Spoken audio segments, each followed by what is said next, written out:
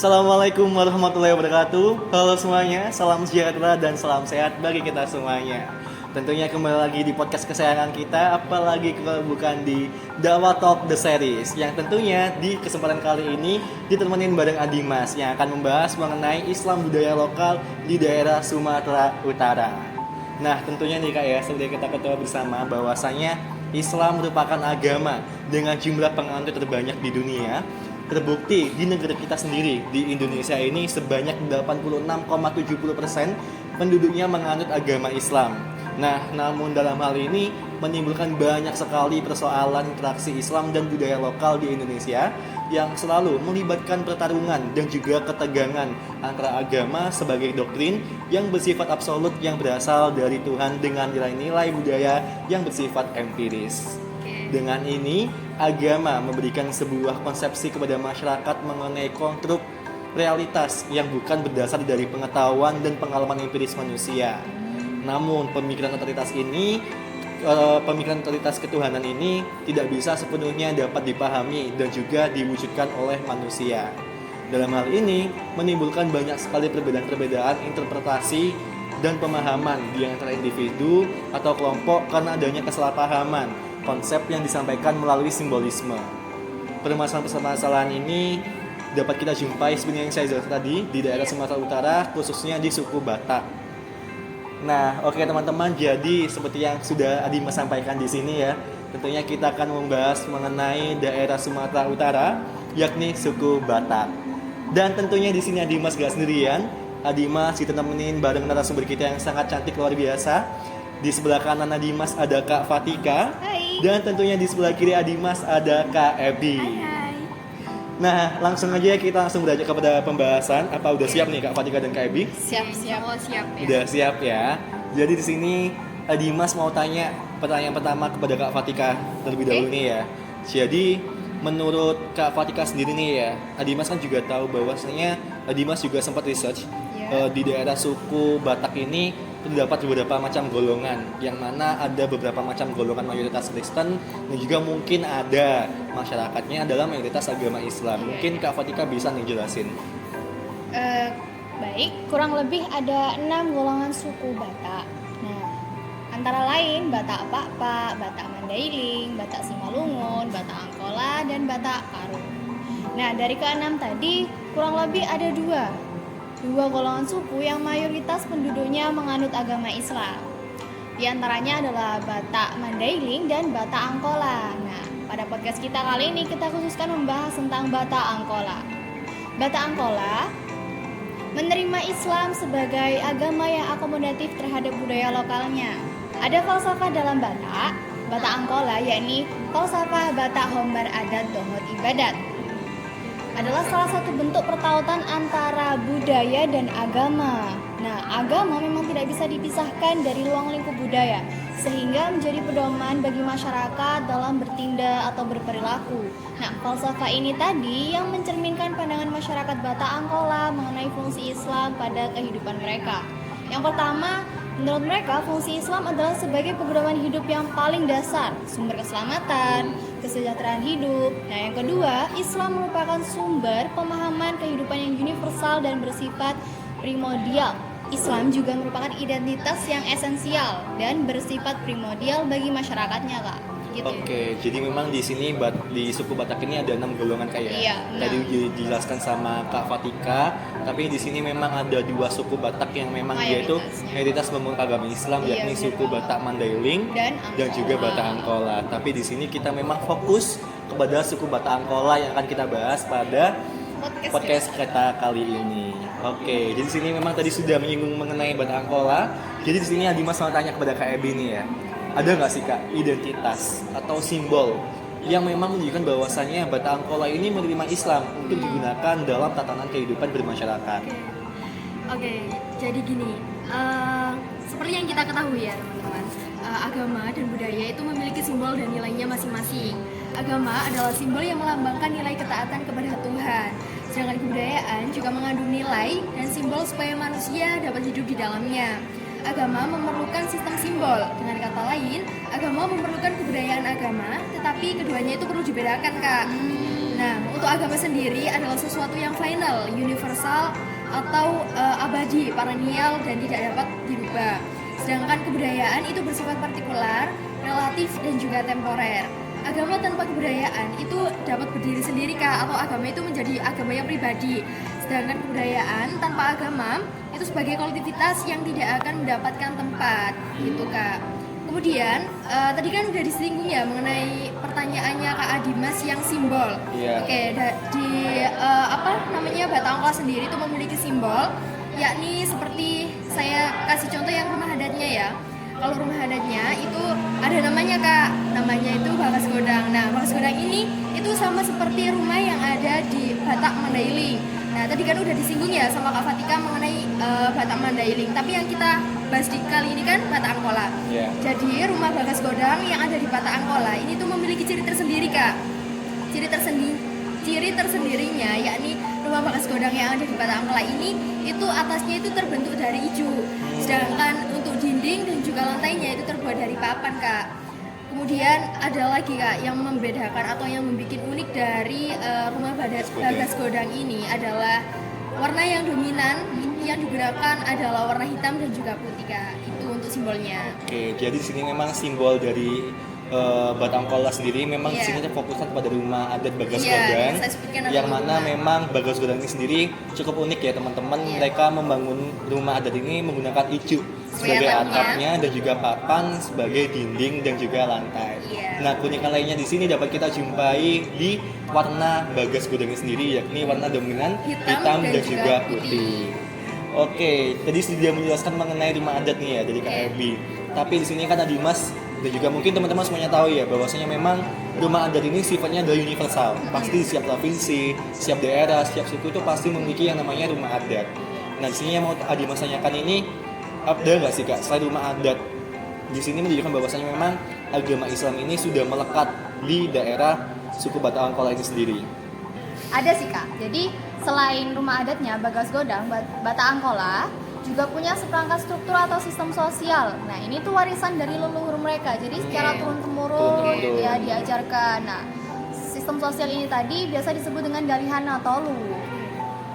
Struktur atau sistem sosial yang mengatur kehidupan bermasyarakat, baik sesama anggota masyarakat, kerabat, saudara semarga, saudara beda marga, hingga masyarakat umum.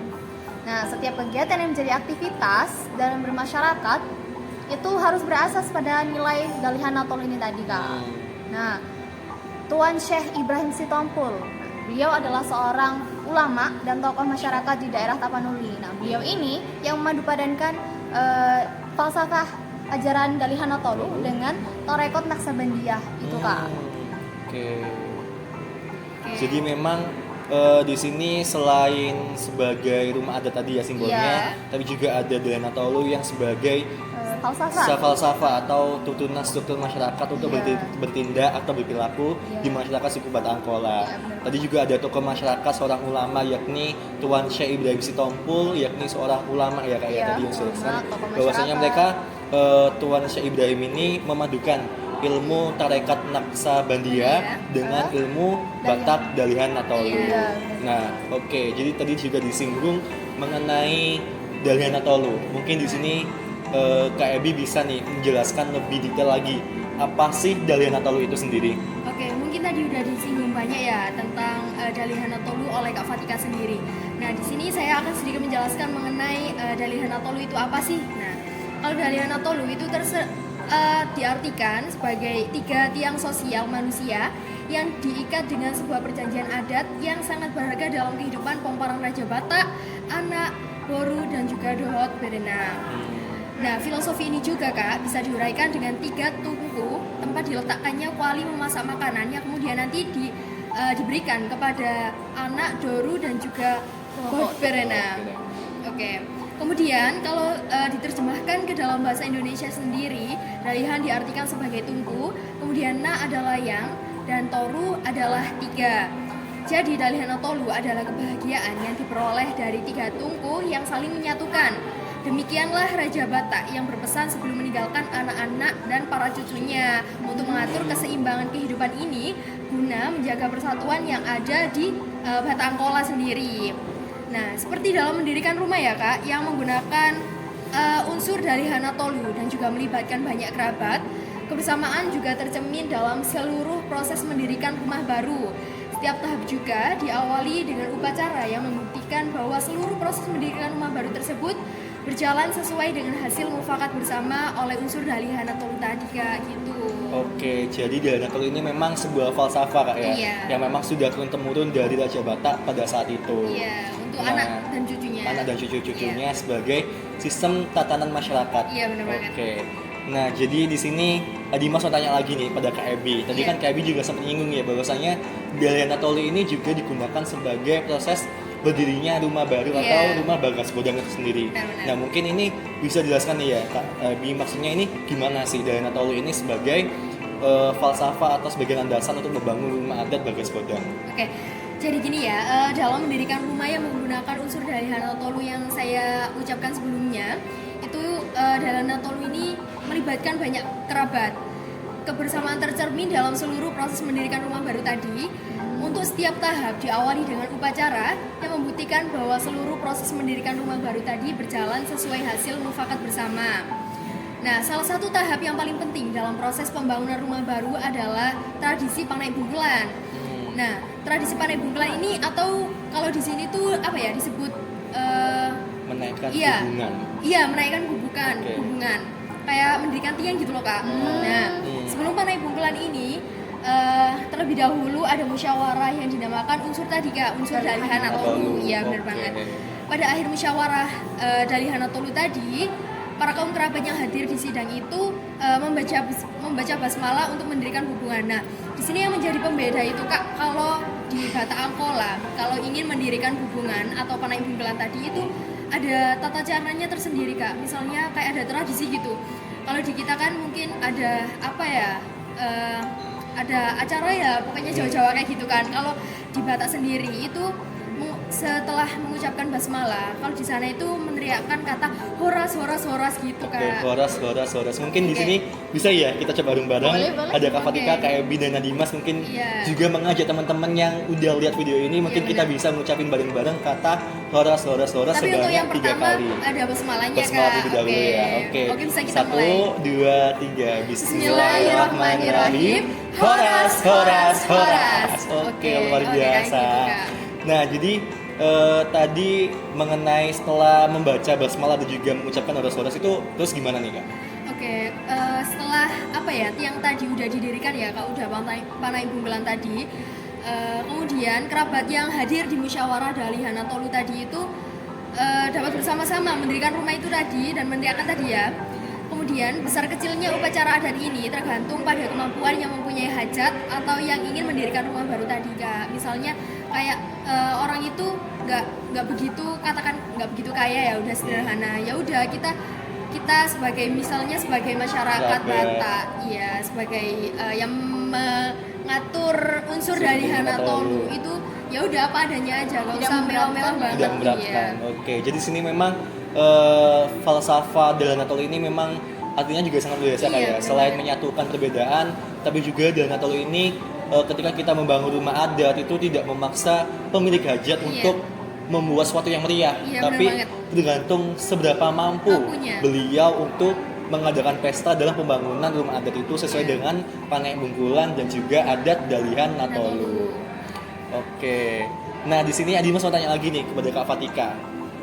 Kita kan semuanya tahu nih ya Kak ya, bahwasannya memang di setiap adat itu pasti ada namanya bahan-bahan baku yang memang sangat sakral untuk digunakan dalam proses pembangunan atau tradisi tersebut. Contohnya di adat Jawa pribadi nih ya, ada ketika kita panggih manten di Jawa itu kan pasti ada namanya pisang sanggang, terus juga ada namanya injak telur. Nah itu mungkin kalau di Batak Angkola ini ada nggak sih Kak bahan-bahan khusus yang digunakan dalam prosesi pembangunan rumah adat Bagas Bodang itu sendiri? Ada sih Kak, ada. Kurang lebih ada 4 bahan yang diperlukan dalam tradisi Panai Bungkulan. Bahan yang pertama itu pisang sitabar atau pisang sitam batu yang di Jawa dikenal dengan pisang kepok, tahu Oh, kan? pisang kepok. Kepok. Oke. Nah, pisang yang dimaksud dalam tradisi Panek Bungkulan ini bukan hanya pisangnya saja, melainkan satu pohon pisang utuh beserta buahnya gitu Kak. Iya. Jadi lengkap. Nah, pisang yang secara filosofis melambangkan kesuburan digunakan sebagai simbol atas pengharapan bagi para penghuni rumah agar selalu dikaruniai anak yang soleh-soleha, keturunan yang terus berkembang dan memiliki daya hidup yang kuat Kak. Oke. Itu bahan yang pertama. Bahan yang Oke. kedua adalah bibit kelapa atau tunas kelapa yang tumbuh seperti lambang. pramuka. Lambang Iya, pramuka. benar banget Oke. lambang pramuka. Pramuka. Nah, bibit kelapa ini melambangkan kekokohan dan kekuatan dalam menghadapi kehidupan, Kak. Bibit kelapa ini juga memberi pesan untuk senantiasa menabur kebaikan dan menjadi manusia yang bermanfaat dan berguna bagi sesamanya, begitu Kak. Nah, Oke. itu bahan yang kedua. Bahan yang ketiga adalah gula bargot atau gula enau. Biasa kita tahu itu gula merah, tahu Gula kan? merah. Nah, Oke, berarti gula gula merah Jawa. ya. Iya, Gula gula Jawa. Jawa. Kan ini kan Batak Kak. Oke. Iya, Iya. right. Gula enau. Nah, gula enau atau gula bargot ini melambangkan agar penghuni rumah itu senantiasa manis seperti kakak ini. Oke, manis. Kak, ya Allah. Iya, senantiasa manis bagaikan manisnya gula enau. Nah, gula bargot ini sebagai simbol juga agar para pemilik rumah itu senantiasa diberikan rezeki yang melimpah serta rezeki yang luas seperti itu, Kak. Oke. Bahan yang keempat adalah bahan yang terakhir, yakni pohon tebu lengkap dengan daunnya yang melambangkan harapan agar penghuni rumah itu sahur dan domu. Harapannya agar pemilik rumah itu menyenangkan dan erat bersatu padu dengan kerabatnya, Kak. Bagaikan rimbunnya pohon tebu tadi. Oke.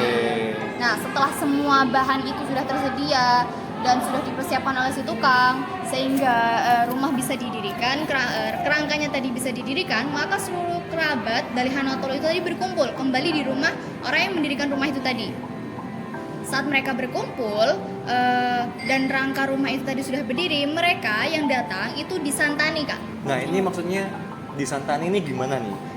Maksud dari disantani ini, para kerabat atau tukang yang berkumpul itu makan makanan yang ada olahan santannya gitu loh, Oke. Kak.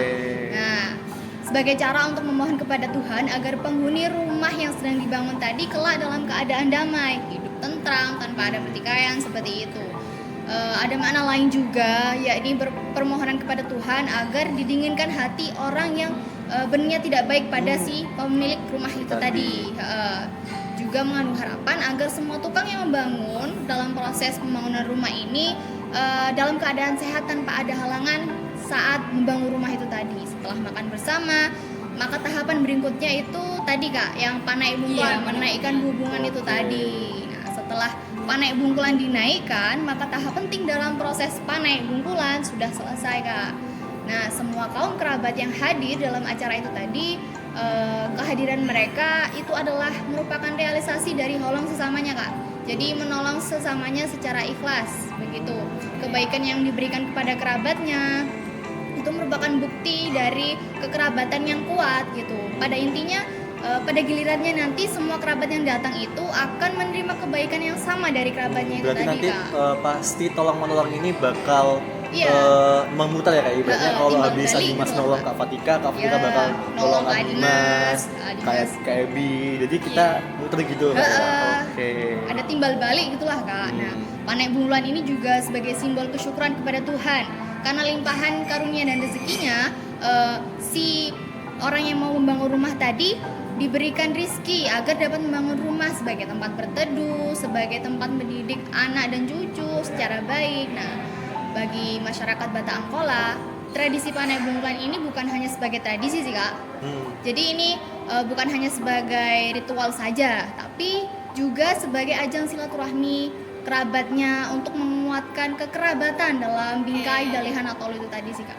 Oke, jadi memang di sini sangat luar biasa Kak ya. Jadi empat bahan tadi mulai dari pisang, juga tunas kelapa, gula enau, dan juga pohon tebu itu memiliki makna-makna yang luar biasa yang mana memang bahan sakral ini tentunya sangat penting Kak ya dalam proses banget, Kak. panek bungkulan dan juga Dalihan Atolo. Iya, bener banget. Oke, jadi teman-teman tadi sedikit banyak ya pembahasan dari Kak Fatika dan juga Kak Ebi mengenai ada apa aja sih di suku Batak Angkola ini sendiri dan juga bagaimana suku Batak Angkola ini bisa menerima Islam sebagai tatanan kehidupan bermasyarakat.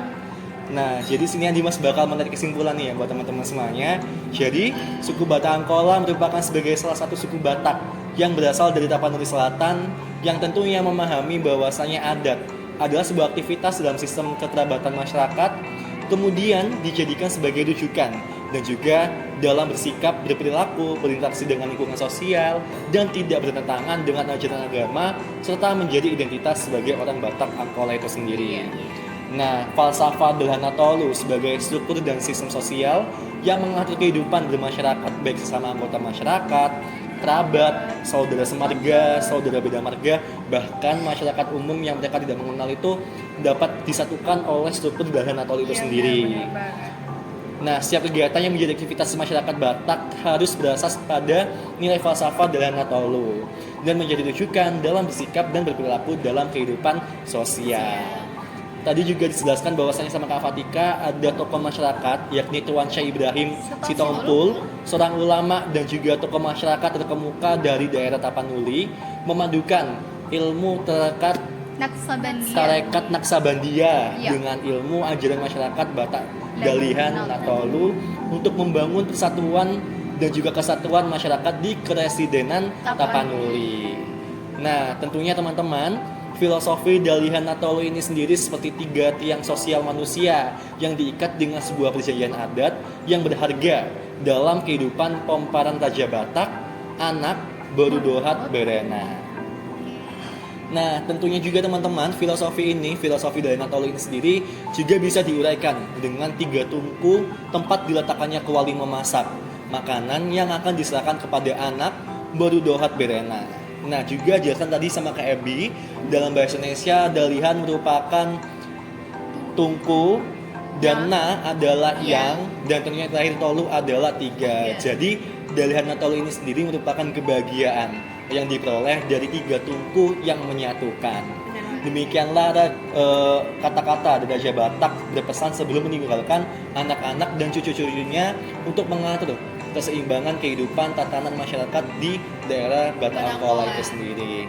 Oke, jadi memang di sini teman-teman ya, Batak Angkola ini merupakan suku Batak yang sangat biasa dalam hal menjalin silaturahmi antara kerabat ya Kak ya, Fatika dan Kak Ebi.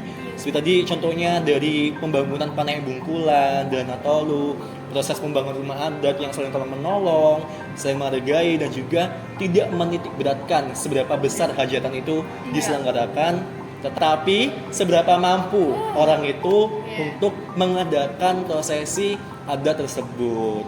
Nah, tentunya di sini juga ada ya dalam Islam juga dijelaskan bahwasanya kita memang agama Islam ini adalah agama yang saling menghargai, saling mentoleransi, tidak mengucilkan satu sama lain, tetapi juga kita saling menghargai sesama kita yang mana kita adalah umat muslim.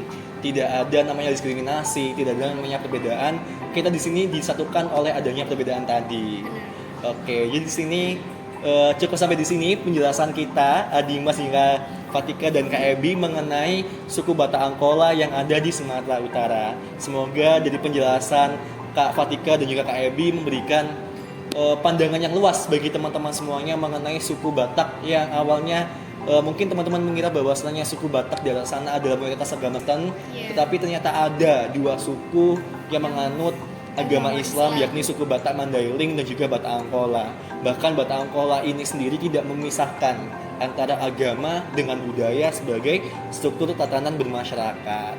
Oke, di sini Dimas mewakili Kak Fatika dan Kak Ebi mengucapkan mohon maaf apabila ada salah kata. Mungkin tadi beberapa penjelasan yang kurang enak didengar juga sama teman-teman atau kurang jelas. Dimas mewakili Kak Fatika dan Kak Ebi sekali lagi mohon maaf yang sebesar-besarnya. Dan sini Dimas mengucapkan terima kasih kepada teman-teman semuanya atas atensinya untuk menonton kita dari awal hingga akhir. Akhir kata, Dimas terima kasih, mohon maaf dan wassalamualaikum warahmatullahi wabarakatuh. Bye-bye.